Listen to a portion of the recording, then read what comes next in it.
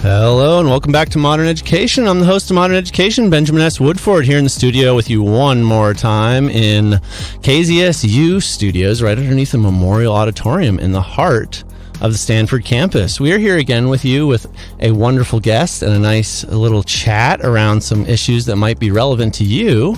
I'm going to bring my co-host on the mic, Emily Quiles. Hi, how are you today? Oh, fantastic. How you been? Oh, great with the sunshine. Can't complain. Gosh, it feels like summer, doesn't it? It does. I mean, I know we're recording this on Wednesday, and normally we air on Friday, so it may not be sunny on Friday. I heard there was some rain coming. Really? So hopefully this dry spell. If it's a rainy Friday, just remember that Wednesday was beautiful. And we're just pre-recording our show today. I think it's going to be a blast to talk. What are we doing today? Yeah, today we have Mica Soellner. She is a political reporter from Appleton, Wisconsin. She works with Appleton's Post Crescent and USA Today network with Wisconsin, and she follows presidential elections. She travels the state to talk with voters, attend candidate visits, and follow grassroots political activity across Wisconsin. She is also a contributor with PolitiFact Wisconsin, where she fact-checks Wisconsin's congressional delegation and state officials. You had such a hard time with the word Wisconsin there. That was adorable. That was great. Oh my gosh. I wish you would have had it on the spot. Let's go 10 more times of having that word in the introduction. It would have been so fun. Oh my gosh, this is wonderful. Okay, well, let's just bring her on the mic and get started with the conversation. Hi, Mica. How are you? Thank you for making the time to come talk with us today. Yeah, thanks for having me. Oh, it's so much fun. Really, the honor is all ours. And it's so timely, too, with all the stuff going on in presidential elections happening right now. I can't think of a better time to sit down and talk with you. Yep, post Super Tuesday. Yeah, does that make it Super Wednesday, or is this just another Wednesday at this point? I guess we can make any day of the week super. It is super when we're having a show. So, yeah, let's kind of start off. We like to talk to our guests and ask them kind of what was that starting point? What was the change or the idea sparked for you to start your journalism career? Yeah, so I've always wanted to be a journalist since I was pretty young, but I think I kind of found my reasons along the way of carving the career path for me. So I like storytelling, I like talking to people, and giving people knowledge of things that they might not have had otherwise if that story hadn't been told. So I think that's the key to a lot of different types of reporting, particularly in politics where it's so divided right now. What are the kind of things that draw you in to really make you want to cover a story? Is it like your editor tells you to cover it, or you find an angle, or how do you get started formulating what you're going to put your energy into? So I feel like I get a lot of ideas from just kind of random occurrences. So something someone says during an interview about something else often leads to a story after another. But usually I like doing things that might challenge people's opinions about certain things or certain topics, or even certain people.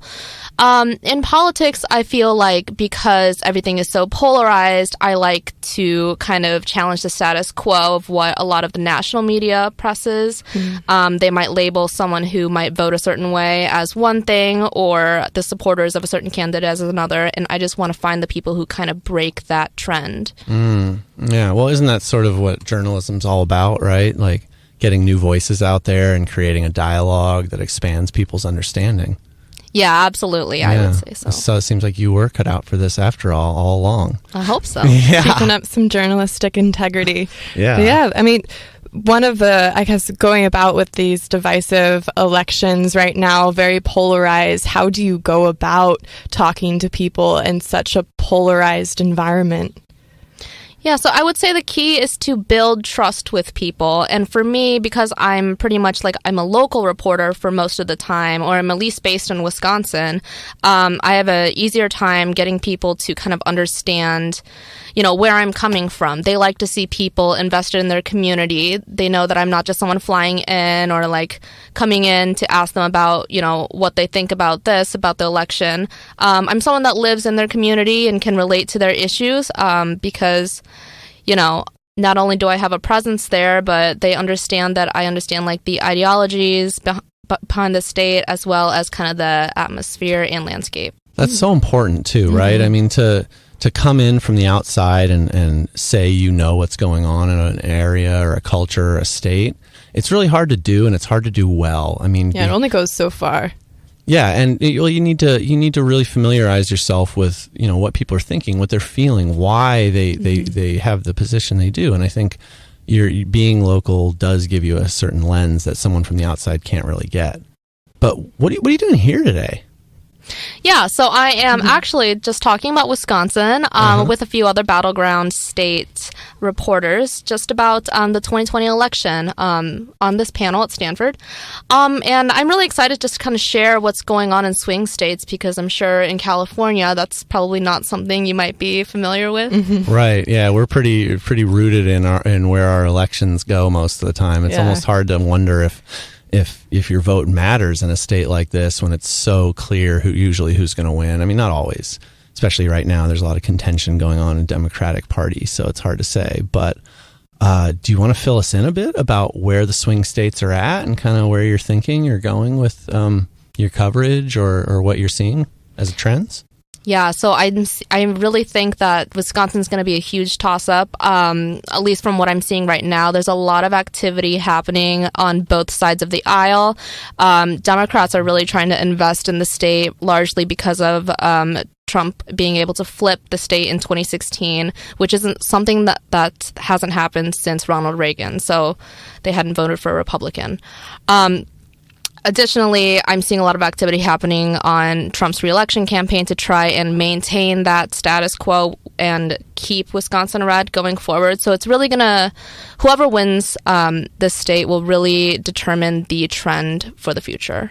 Wow. And I don't think people generally think a lot about states like Wisconsin as having a huge swing in where elections end up.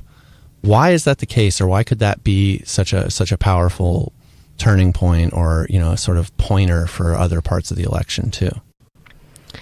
Yeah, so I mean, I think a lot of what determines it is our state is it's very divided. There's a huge rural-urban divide as well.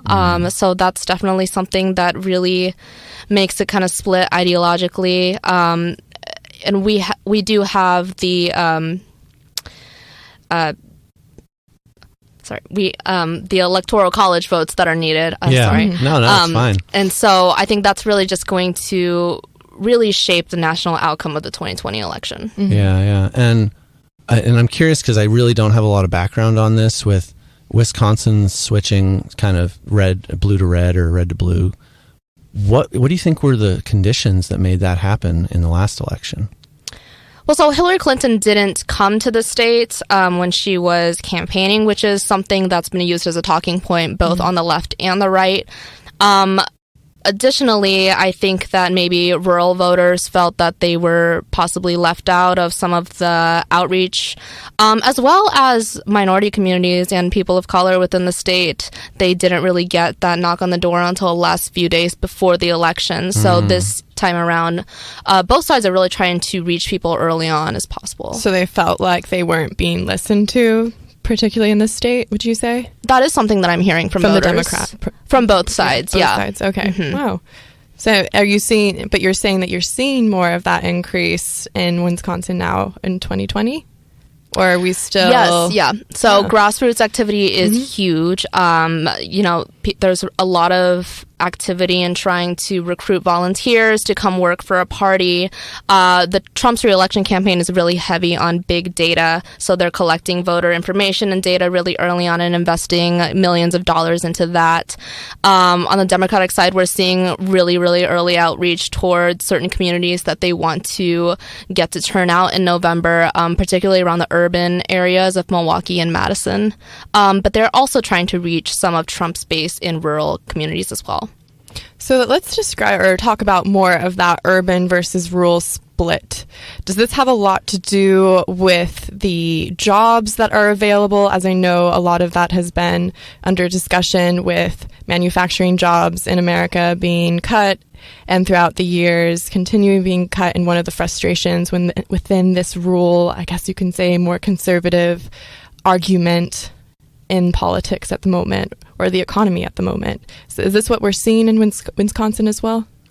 Yeah, I think there's definitely an economic element to that, but there's also a huge divide in kind of sort of the cultural values that people, really want to see in whether you live in a rural area or an urban area. A lot of the times, talking to rural voters, they're really rooted in a strong faith life or certain values that they just don't want to compromise, where it's so maybe opposite to urban voters who want to see these huge streams of what's called like progressivism today in America. So I guess the vision for the future is just highly different for both sides. Mm-hmm. Yeah.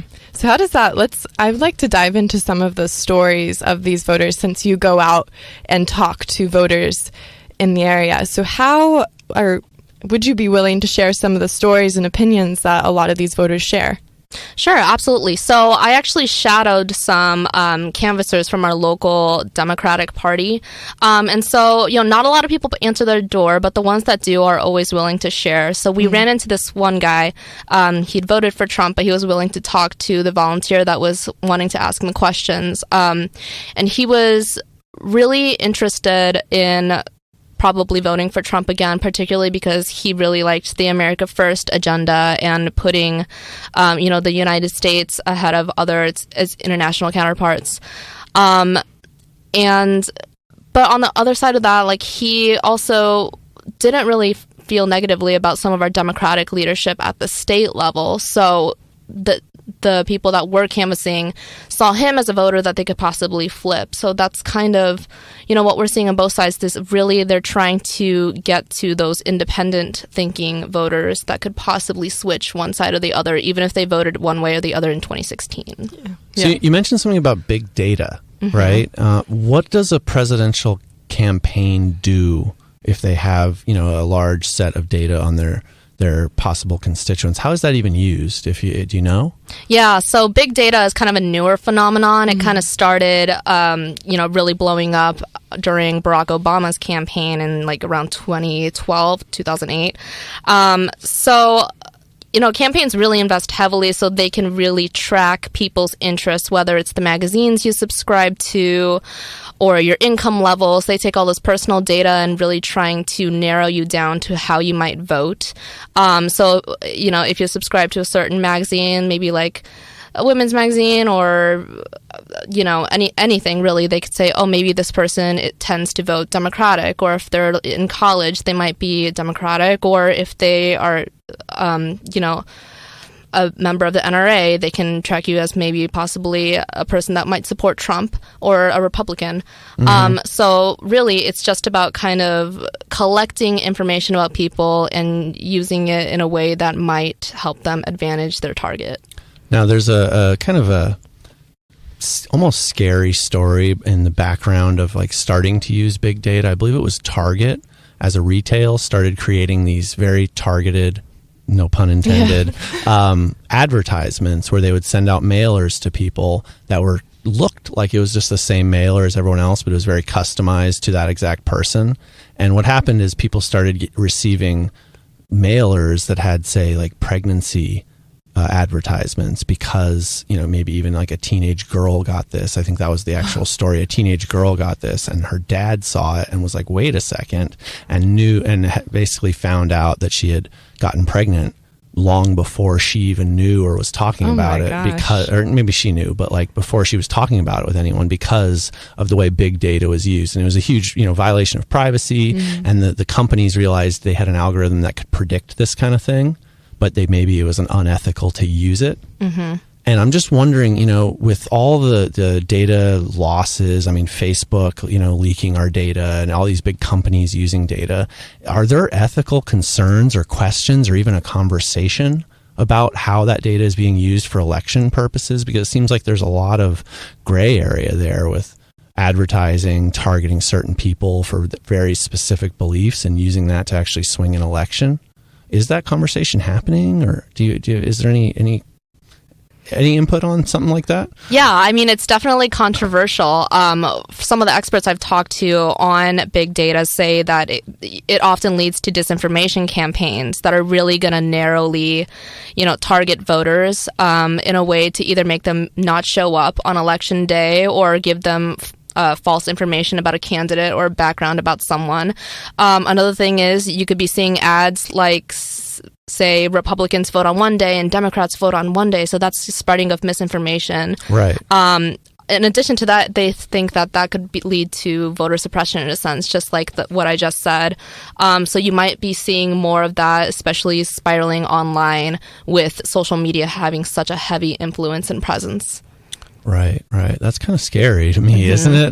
Just the thought of being able to, say, target people with, a high school diploma or less and send them, very misleading information that maybe you're gambling that they don't have the, the analytical tools to be able to determine if it's, real news or fake news, sadly to use the term. But it's so hard to tell these days. And I find that kind of just as bad as the idea of Russia incurring on our election results. The thought of just Facebook being able to sway an election, that to me seems scary, but I don't know if I'm just making up a problem or if that's really there.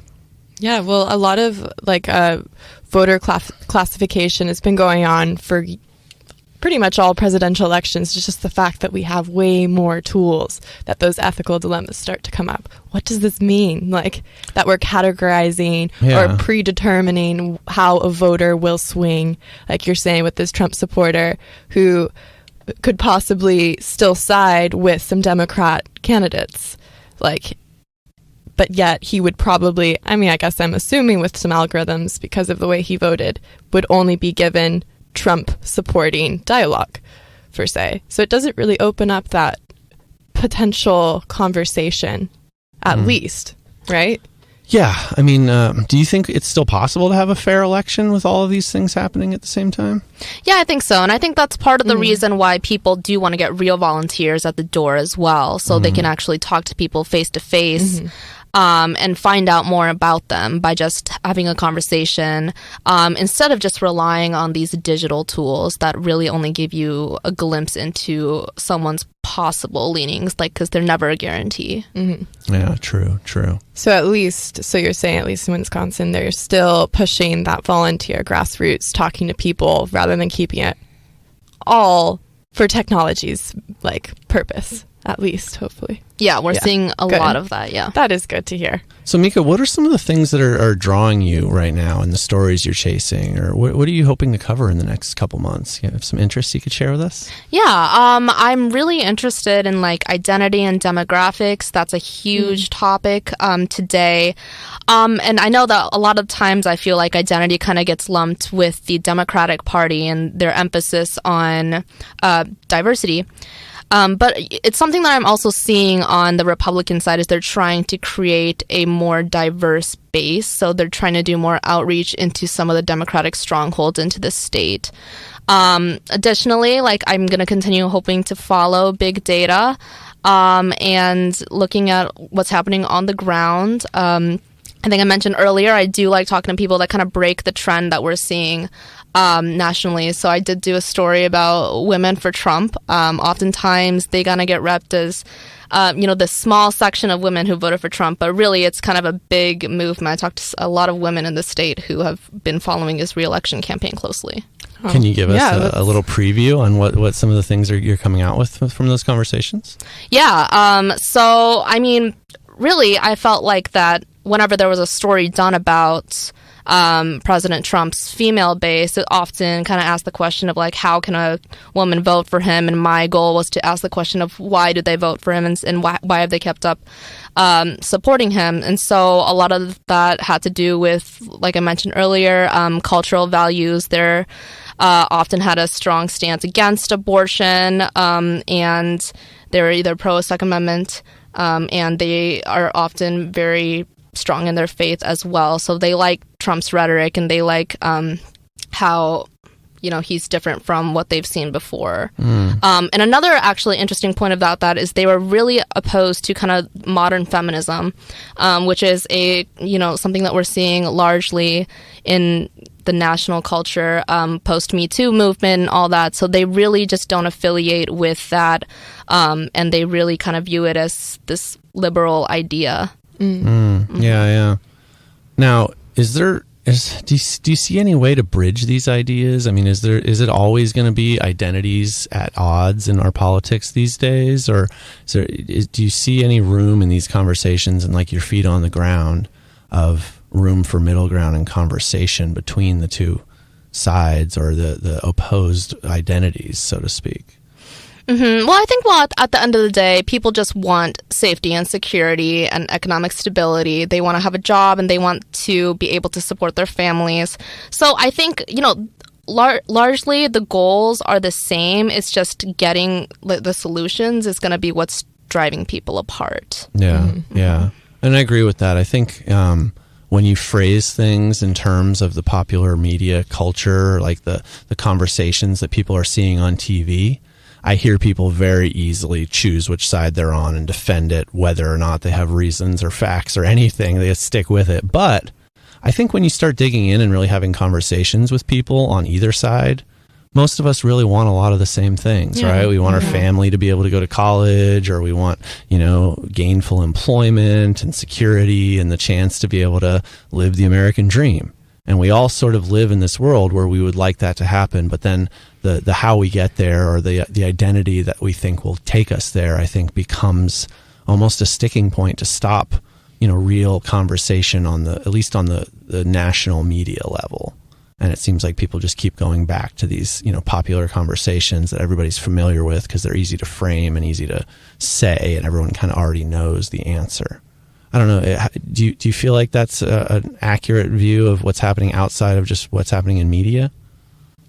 Yeah, I would say so. I think that as things get, so polarized, it's really hard for people to just accept facts as facts. And that's a big problem that I have with fact checking as well, is people really just want to believe what's going to be good for who they support or what party they support. So they're not, it's like people really aren't listening when they don't want to hear it. Right. Right. And you have some work you do as well in fact checking. Is that right? Yeah. Can you tell us just an intro into what that work is, and maybe we'll talk about it a little more? Yeah. So I write for PolitiFact, and with a focus on Wisconsin. So really, we just kind of go through this process where we pick out a claim, or we see a claim that's made by a public official, and then we break it down and see and measure the accuracy of it. And it's based on a rating scale, which is rated by not just the person that's fact checking, but on a panel of 3. Okay. So it's a really neutral process that kind of gets the input of not just the person. So that sounds a bit like the peer review process for academia, right? Yeah, You'll have a panel of reviewers that sort of talk about and offer suggestions, and you revise until you have something that's passable by the panel. Yeah. That's the basic idea.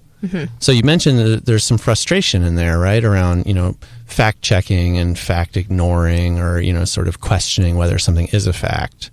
How does that work? How does that fit into your fact checking framework? Are you trying to find facts that are specifically contested? Are you trying to find facts or things that you would like to just verify that are more neutral already? Or where do you put your energy there? So we pretty much fact check. We try and fact check as much as we can when there is a claim that might be of interest, and it's going to gain a readership. And that kind of means, we can't fact check everything, but what we can, it's going to have to be something that already happened, first off, so we can't fact check something that's someone says about what might happen, and it's got to be something that we can measure with data. But that it's definitely challenging, I think, with how polarized people have become, and I see that as a testament because when we reach out to experts on these fact checks, we're reaching out to think tanks that have leanings all over the political spectrum. And a lot of the times, if you're just asking them a basic question about, is this accurate or is this true or what's kind of the measure of this, what do you think, they tend to agree, even if they might not have the same, I guess, ideology. But when you're talking to a reader, oftentimes they might be a little bit more hostile, saying, oh, you only fact check them because they're this or they're that, right. And you wouldn't do that if they were this party. Right. So I think that leads us to this sort of mistrust of fact checking, which I see a lot of. I mean, very specifically, people will see something that has been fact checked and say, oh, that's a biased website, or oh, that's fake news, which is, I think, a very damaging term to our media in general, to have this be in our popular discourse, that you just call something fake news and walk away from it and don't even think about what merit it has or why. And I realized, that was sort of instituted in one side, but it has become all over. People just sort of have this term, and now it can be used to dismiss anything. And I'm wondering, if you're working on fact checking an idea and you're pretty certain, or you've passed it through your editorial board and they all agree that it's true, what do you do when it gets out into public discourse and is still doubted, or how does it even feel to you, or is there a next step in trying to bolster a true claim versus just letting things just kind of go? I don't know if this question makes any sense or not, but so you want to know how do I combat people who might discredit that true rating? Or, well, I don't know if combat would be the right word, but I think, is there another layer of trying to bolster something to be true, or beyond just fact checking it? Because we publish it in the media, we talk about it, and then we fact check it. Is there another layer of crediting something beyond that? I mean, our fact checks are backed up by a lot of data, which is often original sources. So it's either government documents or think tank analysis and things like that. So that's definitely, there's more than just the source that we reach out to. Sure. That can back that up, I would say. Sure. So I guess, okay, my question is becoming more clear to me now. Is there a certain layer of promoting a fact once you have it checked and it's to be true? Is there a advertising, publication, different ways to spread it so that it's more well known to be true? I think that's something that's more done with public officials and politicians. They'll often use PolitiFact or other fact-checking websites as kind of a tool to either support the claim they made if it is true or mostly true, or discredit their opposition if they find that they've been wrong in what they've said before. So it is used kind of as a weapon in politics, I would say. Wow. Yeah. I got it. Yeah, go ahead. I'm thinking because this kind of goes off of the basis of truth, which is that's in the eyes of the beholder sometimes, of I don't mean to get so postmodern where there is no truth, but with my understanding, we've got the intro in the background. Hello. Oh, that was that's okay. That was just the beginning of the show all over again. But with that, it's just no, man, I lost my train of thought. Thank you, Ben.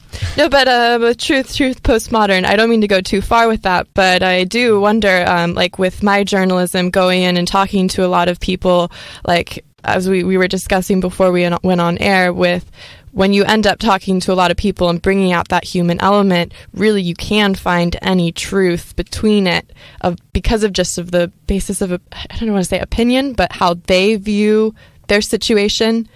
I like to think that a lot of humans are rational, and therefore they will rationalize things for their own context. So the context that we see in California will be completely different to the context in Wisconsin, to the East Coast, to any other country even. And so it's just really difficult to even define what truth can be or is. Mm-hmm. Yeah. So, that was my tangent for truth. Well, we love tangents here. That is part of a good conversation, is to take a path and not even know where it's going to go. But I was thinking, if you're putting putting all this, journalistic mechanism or machinery into fact checking. And the whole idea behind fact checking is impartial, validated truths that we can lean on and we know are fairly credible, right? Now, as you just said, these become almost political weapons that people can deploy at any given moment to speak to their base in a way that seems credible. How does that feel to you as an individual, knowing that you're doing all this work to be impartial and look at both sides of the equation and really give people information, and then see it be sort of almost weaponized for whichever side can find a way to use it that way? Well, I think that people are always going to cherry pick what they want to when it comes to the news, and especially with fact checking. So it's not something that I don't particularly see a way to solve that, because I think that's just how politics is in a way, is that they're always going to take that. And that's not limited to fact checking. I think that could be, that could expand into articles or other news information that was going to make them look favorable. And they're always going to discredit those that, make them seem unfavorable. Sure. Now, something's coming to mind, and I'm just curious if you might have some tips for our listeners. How would you go about recognizing a valid news story with credible information if you were just your average Joe Plumber, if you will, that is reading a news article or something you see online? Is there some easy ways or some, low investment ways for people to know if something is a valid claim or a useful and credible article? Definitely check the source. I mean, if it's coming from a news organization, and it can be whatever, it can be national, local, or a state organization, that's going to be pretty credible. But you do also have to watch to see if they're a source that might have a certain leaning. We're seeing a lot more partisan journalism coming out, which is fine for people who want to read about the views that they hold from the perspective that they want to. But if you're looking for just general news, I would always say go to your local media, because they're going to understand your community and the issues that revolve around where you live in a way that maybe national media doesn't. But always just know your source is my advice. When you say source, are you talking about the interviews, like where the journalists went towards, the people that they talked to? Or is that the source of like the platform, the news platform? The platform. Okay. I just think always look to see, is this from NBC or is this from Breitbart or is this from Fox, or just know what it is that you're consuming. Where do you get your news from? I get my news from a variety of places. So I start out the morning just listening to a few podcasts. I'll do NPR, the New York Times, and then I'll just read, my local media throughout the day. So we got the Milwaukee Journal-Sentinel is our main paper in Wisconsin. I'll also read the Wall Street Journal when I can, or Politico for some more insidery political news. And at the end of the day, I'll watch Fox or CNN just to get some different kinds of analysis going. Yeah. And I think what you said is really important around just finding different sources and really not siloing yourself in one position. And it's just, I think, it's such an easy thing to do with the amount of data or amount of information we have accessible to us, to just pick a few different sources. And don't think, just because you hear in the news that one particular source may be biased or lean a certain direction, it doesn't mean you don't become more educated by hearing both sides of the story. And I think that's an important piece that a lot of us maybe miss, is that hearing the other side of the story's argument is a valid way to expand your understanding of the situation, whether or not you agree with it. And I think not agreeing with something is probably a better reason to understand it than agreeing with it, because once you already know you agree, what's the point of reading it? You've already made up your mind, right? Right. Yeah, I think that's one of the beauties about, I don't know, maybe you can relate as a journalist, going out and talking to people, you start to understand their rationales for why they lean a certain way. And you're like, of course, I understand. It may not align with your personal views, but you can see the reasons why just by talking or seeing the other side's argument. Just closing it off isn't going to get you the full picture. Exactly with that. And I have to say, oftentimes I think people's worldview and especially their political views are going to be shaped by their life experiences, and the lens of what they've experienced, and also possibly like their identity. Identity is a huge factor as well. Oh, absolutely. Yeah, there's a great book by Amin Maalouf called In the Name of Identity. And he really goes in depth about how, one, our identities are very unique, even though you may have overlap with many other people because of some of your identities. Your identity becomes a very unique thing because of the very special circumstances that overlap all your different identities. So we do become very much an individual because of the life experiences we have that build up. And he actually goes a little farther to say a lot of the mistrust and even violence that happens in the world is largely rooted in threats to our identity. And I think that is, in a lot of ways, what politicians are using in this sort of identity politics era, is we're saying, this person is a threat to this identity that you hold, so you shouldn't vote for them. And it's very divisive and divisive, and it speaks to, I think, sort of our most base insecurities and fears. And I just wonder, if that goes on forever, are we going to devolve into just always us versus them? I know our founding fathers had real political differences in the way we wanted the country to be run and the way the Constitution was drafted. But at the end of the day, they all went out for dinner and drinks together, and it wasn't that they were battling each other as people, it's that they were battling with ideologies. And I don't know if we're still doing that these days. You have any thoughts on that? Yeah, I think identity has always been central in politics, but I think it's just really blown up in 2016 because politics has become so personal to so many people, especially when it comes to things like, your religion or your race or, the values that you hold. Everything is like an attack by one side or the other. And people really feel that with emotion. So it's really emotionally driven, I think, today. And I don't know if we can get past the point where we can just kind of go back to the kitchen sink issues, if you will, like, past elections focused on strong economic issues, but now it's just so personal. Right. And I don't know if it's ever going to go back or if it should go back, really, if people want it to go back. Yeah, that's a really good point. We've really formed this anti-establishment run, especially with Trump and now with Bernie Sanders, as with that, I guess the establishment versus the non-establishment political system we're seeing right now. Yeah. Well, I think a lot of people would agree that Trump got elected on a protest vote, that people were just so upset or fed up with the status quo that they were ready to just throw in with someone who was different.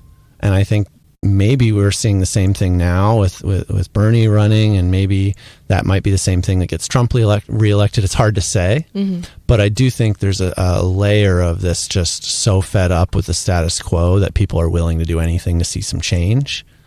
And I don't know where that's going to take us. It's hard to say, right? Yeah. We can't fact check future things. Like you said, yeah. We'll just see. We'll see what happens. Yeah. And Wisconsin's primary is April 7th, is it? Yeah, so I believe I got that right. So can we get a fact check on that? Yeah. So we'll be hearing from Wisconsin as well, and I think it's 6 weeks from now. So Mica, I'm curious, what does your ideal news consumer do? What do they look like, or not look like, but what are their habits? Who are you trying to write for? What are you hoping someone is approaching a news article, maybe that you wrote, or just in general? What are they reading for? How are they doing it? Why? I just want someone to be able to take away information that they didn't have before. And I think some of the best calls that I've gotten from readers are when they are like, this was a really objective article, or I felt like you covered both sides well. And so that's a huge compliment to me, because I feel like that's something that's maybe become less of an effort nowadays. I don't know if I want to say that, but I think objectivity is kind of this nuanced term, and a lot of the new media kind of sees it as this older concept in news, and they have replaced objectivity with the concept of fairness, which is not the same thing. Can you parse those two for us? Yeah, so I guess, objectivity is like you really don't have a side. Like you're just getting the facts. And fairness, I think some people might argue, is are you covering this in a way that can, I guess, I don't even know if I can really describe the differences, but I guess some people have argued that in times of national tragedy, you don't have to be objective. You need to be fair. You need to give certain people a voice, and it's this and this. But there really is a gray area between the two. And if we can really be impartial by separating those. Yeah, I find that idea of impartiality really attractive, but almost impossible to accomplish. Mm-hmm. And in my own work, I mean, like, I'm a doctoral student here, and I do a lot of, work in education, which has real effects in what happens when you research something. I mean, you put out something that is a research-driven claim, people believe it.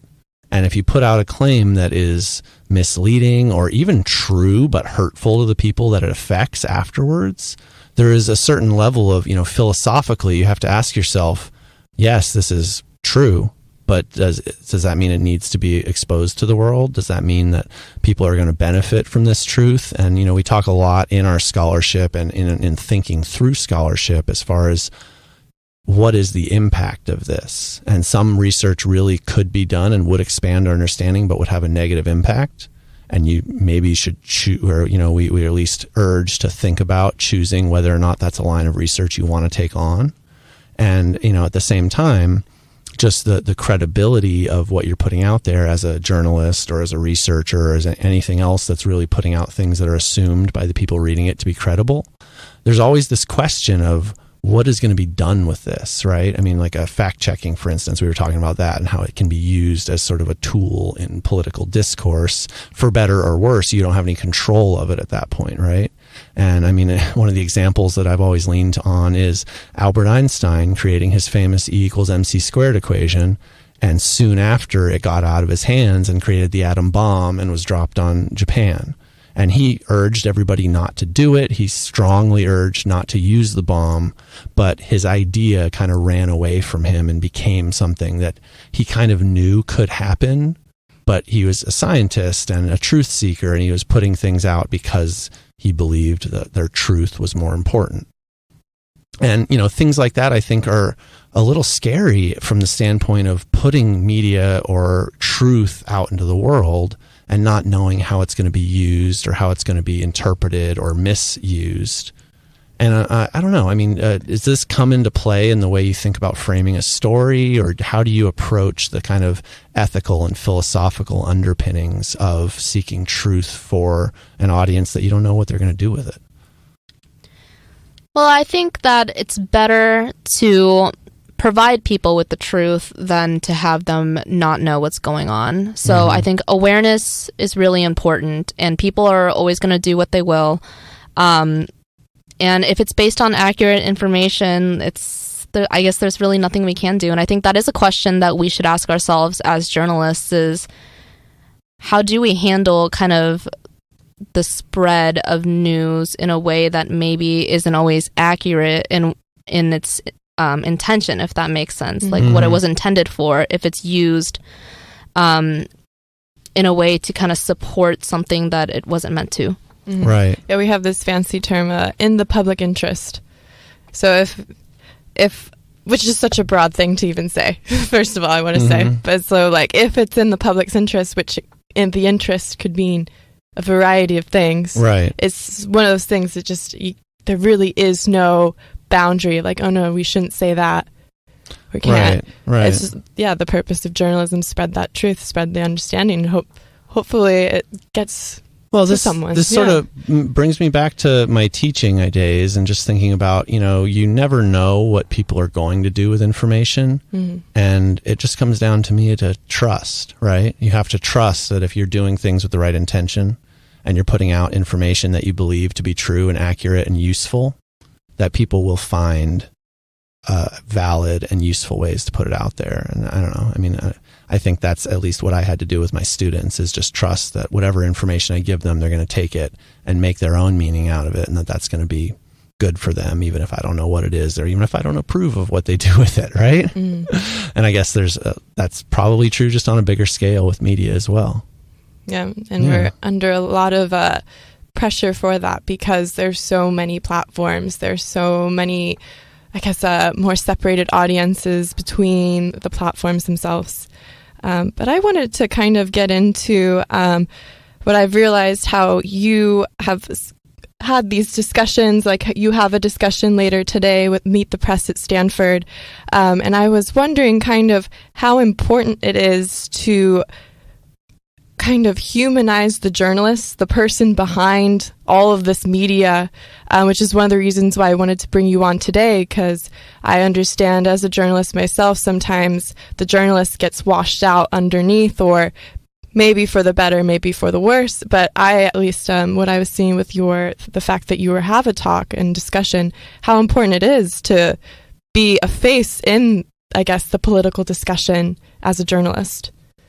Yeah, absolutely. I think that a lot of the times people tend to lump the media into this one entity or conglomerate, so they don't differentiate national media versus their local reporters. And I think it's often due to the fact that largely a lot of the media is located on the East Coast or the West Coast. And so all those people in the middle of the country don't often understand or like are familiar with reporters or talking to journalists or having that exposure there. And I think that is a big problem. So I think, me being located in Wisconsin and having other reporters in the Midwest is going to be huge, as well as, rural communities and areas that are in need of news. And there's like news deserts everywhere in the country. But it is really important because I think most people will never meet a reporter in real life. And so those that do are always surprised, like when I want to talk to them. But yeah, I think, being able to humanize people and knowing that we're not just someone behind a computer screen and we're people that just want to get the story right is really important. And it's going to become even more important. Yeah, I'd like to talk about that national versus local divide in journalism. As I hope our listeners know, journalism is not a very profitable career. Most of it is funded by advertisers, and that's why one of the reasons why local newspapers have died down. And yet I'd like to say that one of the biggest points or like strong holdings that journalism has is in local news. Would you like to talk about, I'd like to hear kind of because you work in local journalism, like those main bits, why local journalism is so important. Yeah, I think that, people just need someone that's going to understand their communities and not just be someone that's going to, do their best to spend a day somewhere and then just write about it, pick out a few faces. People want people who are rooted in where they live. They want to see you at the events that they are. They want to see you more than just like the reporter that's going to call them up here and there. They want to be familiar with you. It's super important because if you don't have local reporters on the ground, you're not going to get that high level of news that people want and are craving. And I feel that, cuts to local journalism over the years are going to continue to be a problem, and they've been super impactful for those areas that no longer have someone holding city officials accountable, or going to school board meetings, or going to those smaller stories that maybe the national press sees as, but people really want to know what's just happening in the places that they live and work. Yeah, and they ultimately, these local entities become more like networks for the national news, which can work together, from my understanding. So support your local newspapers if you want.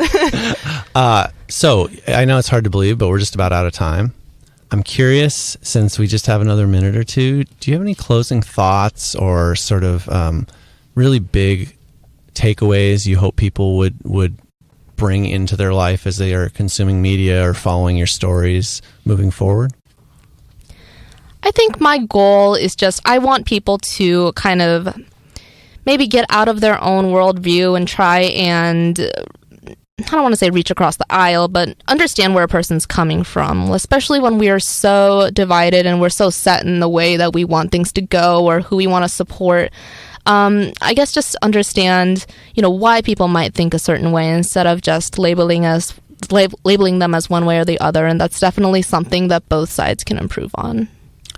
Yeah, and that's such a beautiful way to leave it off, because when it comes right down to it, it's not our job to tell people what to think.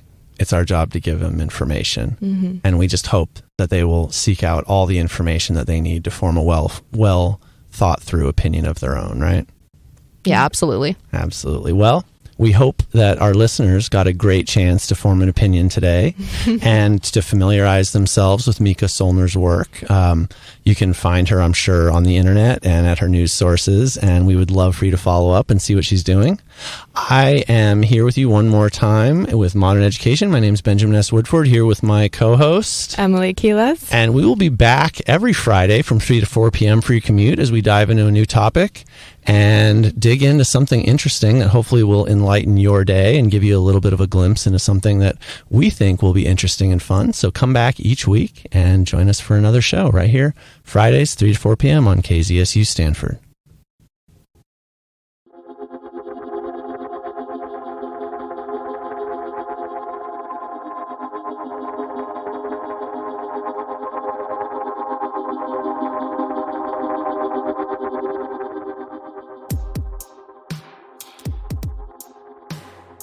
WebCamp 2020, sponsored by Stanford's Open Source Lab, is a 2-day event for Stanford community to discuss the ins and outs of building websites and research tools.